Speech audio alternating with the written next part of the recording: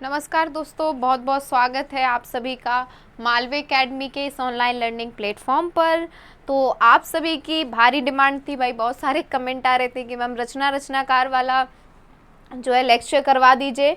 तो चलिए इसको हम लोग कर लेते हैं। कल आपका बीएड लैंग्वेज का एग्ज़ाम भी है, उसके बाद एलएलबी और एमबीए का भी एग्ज़ाम आ रहा है, तो सबके लिए बेनिफिशियल हो जाएगा क्योंकि सारे एग्ज़ाम्स में आपकी रचनाएं पूछी जाती हैं, है ना। तो चलिए हम लोग रचनाएं, जो महत्वपूर्ण रचनाएं हैं और जिस तरह से पीवाईक्यू इससे बनता है, प्रीवियस ईयर में जिस तरह से पूछे जाते हैं, उन रचनाओं को लेके हम लोगों ने इस पे काम किया है और हम लोग आपके लिए लेके आए हैं रचनाकार का टॉपिक, जिसकी आपकी भारी डिमांड थी। तो चलिए इसको हम लोग एक बार देख लेते हैं। हाँ, तो पहला प्रश्न आपके सामने है। पूछ क्या रहा है, किस तरह से प्रश्न देखिए पूछता है, कह रहा है कि निम्नलिखित में से सही युग्म छांटिए। अब किस तरह का सही युग्म छांटना है ये हमको खुद समझना है। तो देखिए कबीर लिखा है और संत कवि उनके आगे लिख दिया, तो हम जानते हैं संत पूरी जो धारा है उसका प्रमुख कवि हम बात करेंगे तो कबीरदास जी आते हैं, सही बात।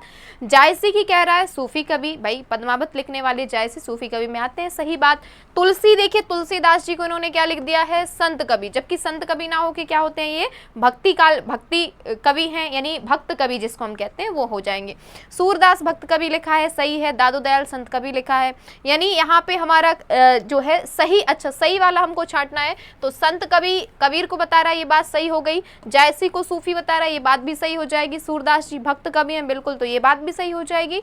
और बात करेंगे दादू दयाल की, तो वो भी संत कवि, यानी ये चारों चीजें आपकी सही हो जाएंगी। और सी वाला जो है वो सही नहीं है। तो यहाँ पे हमको ऐसा कोई ऑप्शन मिल रहा है, बिल्कुल ऑप्शन डी में हमको ये मिल जाएगा, नहीं ऑप्शन डी हमारा यहाँ पे क्या हो जाएगा, सही हो जाएगा।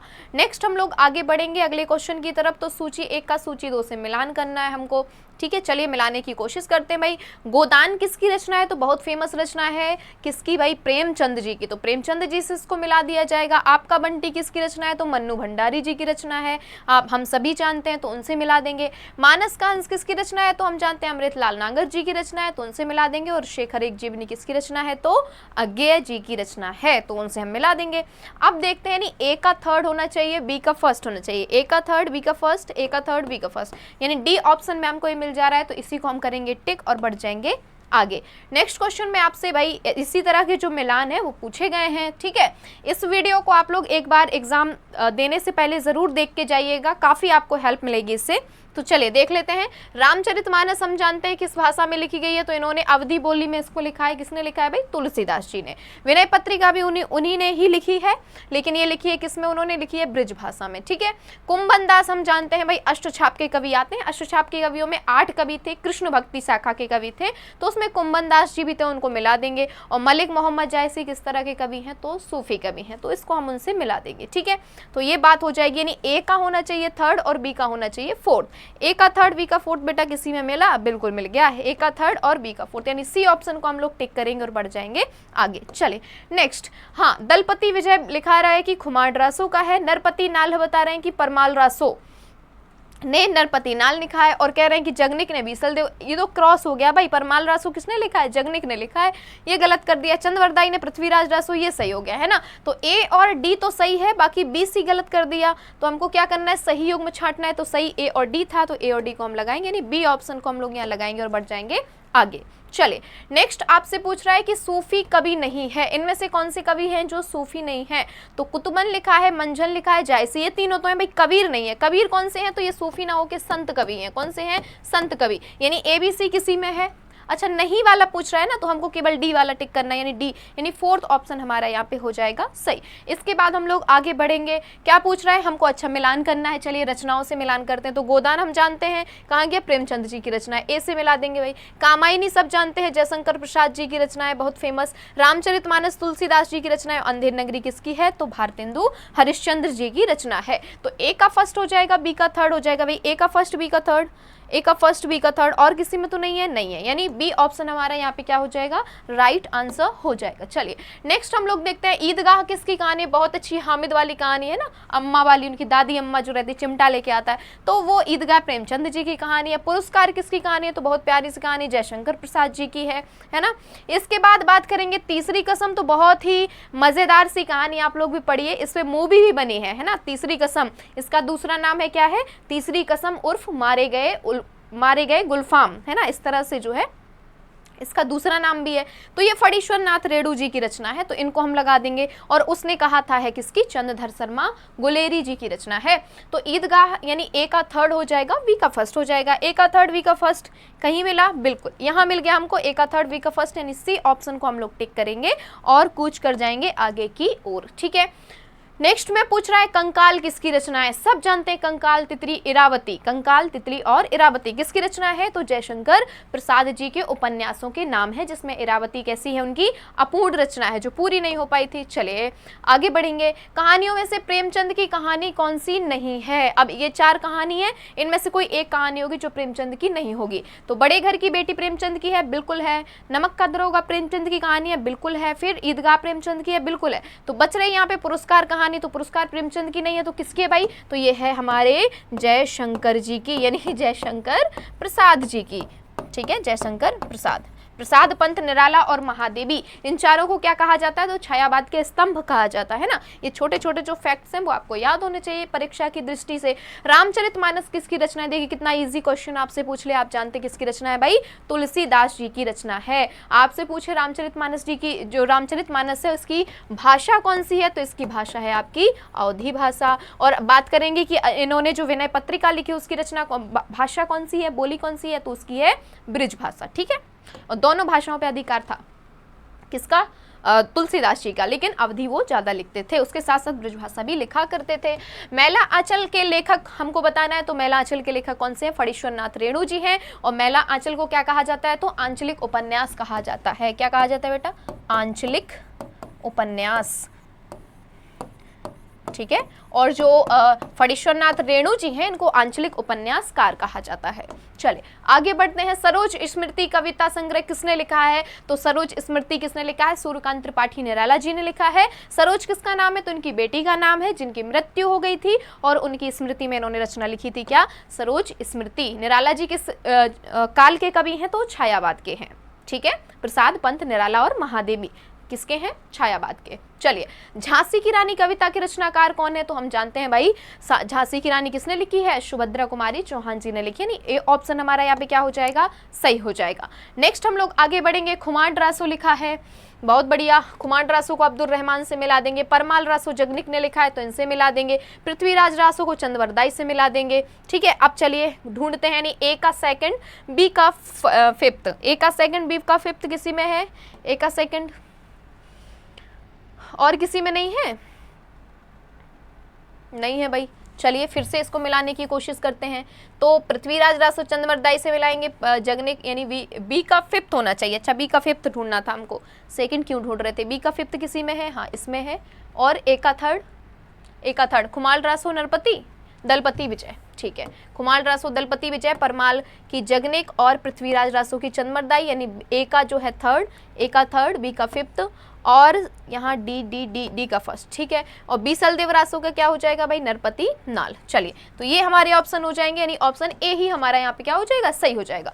खालिक बारी किसकी रचना है, अच्छा तो ये है आपके अमीर खुसरो जी की रचना। इन्होंने और क्या क्या लिखा है अमीर खुसरो जी ने, तो इन्होंने पहेलियां लिखी हैं, है ना, मुकरियां लिखी हैं, 2 सुखने लिखे हैं और खालिक बारी लिखे हैं। ठीक है, तो ये सारी रचनाएं आप इनकी याद रखेंगे। आगे बढ़ जाते हैं हम लोग। हंसावली किसकी रचना है, हम लोगों को ये देखना है। तो क्या क्या लिखा है, मुल्ला दाऊद आपके पास हैं, अब्दुल रहमान लिखा है, उस्मान लिखा है और असाइद लिखा है। बताइए भाई किसकी रचना है, बताइए हंसावली किसकी रचना हो जाएगी, तो ये हो जाएगी आपकी असाइद की रचना, यानी ऑप्शन नंबर डी हमारा यहाँ पे हो जाएगा सही। इसके बाद बढ़ते हैं आगे। मैथिली शरण गुप्त का संबंध आधुनिक काल के किस युग से है। देखिए कितना बढ़िया बढ़िया क्वेश्चन यहाँ पे हम लोगों ने रखा है। जिस तरह के प्रश्न भी एग्जाम में आते हैं सारे हमने रखने की कोशिश की है। तो किस काल के हैं, तो हम जानते हैं भाई मैथिली शरण गुप्त आते हैं द्विवेदी युग में। द्विवेदी युग किसके नाम पे है, तो महावीर प्रसाद द्विवेदी जी के नाम पे। उन्हें ये संरक्षण में कविताएं लिखते थे बढ़िया बढ़िया, साकेत यशोधरा सब मैथिली शरण गुप्त ने लिखा हुआ है, हम जानते हैं। चलिए, हल्दी घाटी के रचनाकार कौन से हैं भाई, चेतक बन गया निराला था, तो श्याम नारायण पांडे, है ना। चलिए बहुत बढ़िया, तो सी आंसर आपका यहाँ पे हो जाएगा। भारत भारती की रचना किसने की है, तो भारत भारती कहाँ गए, मैथिली शरण गुप्त जी ने की है ना। यशोधरा, भारत भारती, ये सब मैथिली शरण गुप्त जी की रचना हो जाएंगी। वैदेही वनवास, प्रिय प्रवास, ये रचनाएं किसकी हैं, तो प्रिय प्रवास अयोध्या सिंह उपाध्याय हरिऔध। वैदेही वनवास अयोध्या सिंह उपाध्याय हरिऔध, तो आपकी यानी ए ऑप्शन यहाँ पे क्या हो जाएगा, राइट आंसर हो जाएगा। ठीक है, बताइए, यहाँ तक कोई दिक्कत नहीं, कोई परेशानी नहीं। चलिए, यामा के रचनाकार कौन है? यामा किसने रचना लिखी है? तो हम जानते हैं भाई महादेवी वर्मा जी की रचना है ना। यामा हो गई आपकी, और इनके अलावा नीरजा हो गई, निहार हो गई, रश्मि हो गई, सांदगीत हो गई, दीपशिखा हो गई, सारी रचनाएं किसकी हैं? तो महादेवी वर्मा जी की हैं। और ये एक सशक्त हस्ताक्षर हैं। स्त्री हम अगर बात करेंगे तो पूरे छायावाद में स्त्री का जो स्वर है वो ऊपर करने का काम किसने किया है? महादेवी वर्मा जी ने किया है, ठीक है। और छायावाद के स्तंभों में से भी मानी जाती हैं। दुख की पिछली रजनी बीच विकसता, सुख का नवल प्रभात, यह उक्ति किस रचनाकार की है? तो भाई ये पंक्तियां किसकी हैं? तो ये है जयशंकर प्रसाद जी की पंक्तियां हैं। बहुत बढ़िया। जो गहन भाव सीधी भाषा और सीधे छंद में चाहता है वह धोखेबाज है। ये रचना ये बात किसने कही थी? तो ये हमारे प्यारे प्यारे सूर्यकांत त्रिपाठी निराला जी ने कही थी। यानी सी ऑप्शन को हम लोग लगाएंगे और बढ़ जाएंगे आगे। आंसू के कवि कौन है? तो आंसू, झरना, लहर, ये सारी रचनाएं किसकी हैं भाई? बताओ। तो ये है जयशंकर प्रसाद जी की रचना है। तो प्रसाद जी को हम लोग यहाँ पे टिक करेंगे और बढ़ जाएंगे आगे। अंधेर नगरी नाटक के रचनाकार कौन है? बताइए। अंधेर नगरी हो गया, है ना। और भी कई सारे बहुत अच्छे अच्छे नाटक लिखे हैं। किसने लिखे हैं? तो नाटक वाले कहाँ गए? ये हैं भारतेंदु हरिश्चंद्र जी ने लिखे हैं। तो इन्हीं को लगाएंगे। बहुत अच्छे अच्छे निबंध लिखे हैं इन्होंने और नाटक लिखे हैं। चलिए, बहुत बढ़िया। नाटक स्कंदगुप्त की रचना किसने की? स्कंदगुप्त हो गया, चंद्रगुप्त हो गया, ध्रुव स्वामिनी हो गया। इनकी रचना किसने की है? तो इनकी रचना की है जयशंकर प्रसाद जी ने। तो इनको लगाएंगे। आषाढ़ का एक दिन, बताइए किसकी रचना है? बहुत अच्छी रचना है। किसकी है? मल्लिका इसमें जो है कैरेक्टर है ना। तो उनकी रचना है। कालिदास इसमें है। तो ये मोहन राकेश की रचना है। मोहन राकेश ने इसको लिखा है। डी ऑप्शन कम करेंगे यहाँ पे।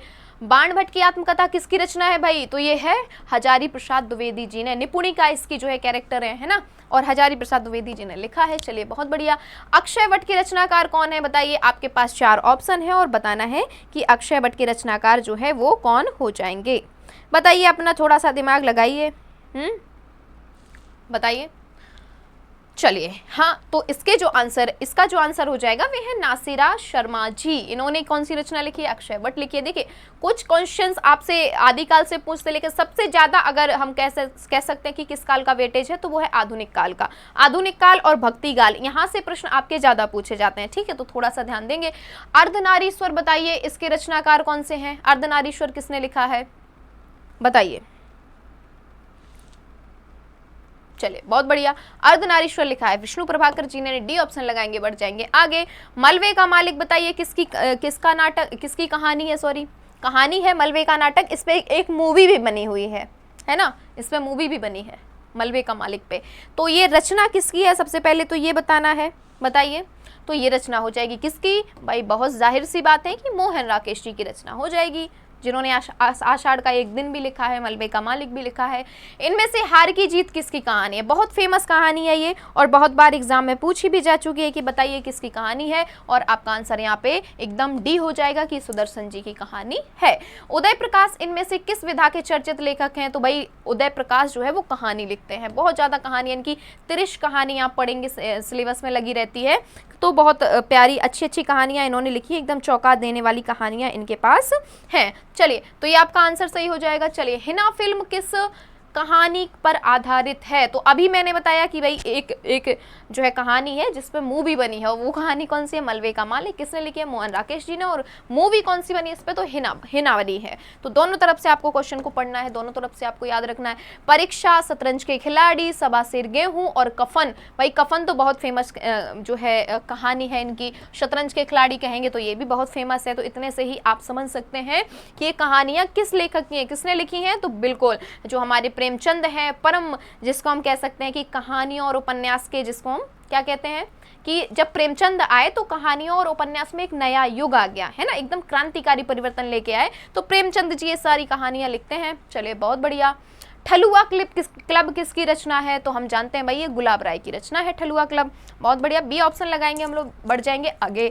आचरण की सभ्यता किसकी रचना है? तो सरदारपुर सिंह की रचना हो जाएगी। नहीं, ए ऑप्शन लगाएंगे और बढ़ जाएंगे आगे। एक कहानी यह भी आत्मकथा के रचनाकार कौन है? तो मन्नू भंडारी, मृदुला गर्ग, कृष्णा सोबती और महादेवी वर्मा। बताइए कौन हो जाएंगे जी? बताइए। बहुत बढ़िया। तो बहुत अच्छी लेखिका हैं जो मन्नू भंडारी जी हैं। राजेंद्र यादव जो हैं उनकी पत्नी जी हैं ये मन्नू भंडारी। तो इन्होंने लिखी है ना। चलिए, जैसे 1 इंच मुस्कान जो है वो राजेंद्र यादव और मन्नू भंडारी दोनों ने मिलके वो रचना लिखी है ना। तो इस तरह की जो बेसिक इन्फॉर्मेशंस हैं वो आप याद रखिएगा। आवारा मसीहा किसकी रचना है? तो बहुत फेमस रचना है कि कहाँ गया, आवारा मसीहा जो है वो किसकी रचना है? तो शरत चंद्र की हो जाएगी, है ना। और उसमें लिखा किसके बारे में गया है बताइए? शरत चंद्र के जीवन पे लिखा गया है। और लिखा किसने है बताइए? आपसे यही यहाँ पे प्रश्न पूछा है कि किसके जीवन पे लिखा गया, तो शरत चंद्र के जीवन पे लिखा गया। और लिखा किसने आवारा मसीहा? तो विष्णु प्रभाकर जी ने लिखा है। किसने?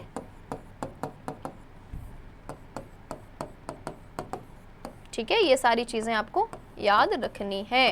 तो अगर आप ये वीडियो देख के जा रहे हैं तो काफी सारी चीजें आपको जो है फायदे में आप चले जाएंगे, है ना। मुख्य मुख्य रचनाएं क्योंकि हमने देख ली यहाँ पे। अब नेक्स्ट आपका क्वेश्चन आ गया है कौन सा कि अन्या से अनन्या जो आत्मकथा है वो किसकी है, किसने लिखा है इसको, आपको ये बताना है। बताइए, सोच लीजिए अपने दिमाग में, फिर आंसर करिए।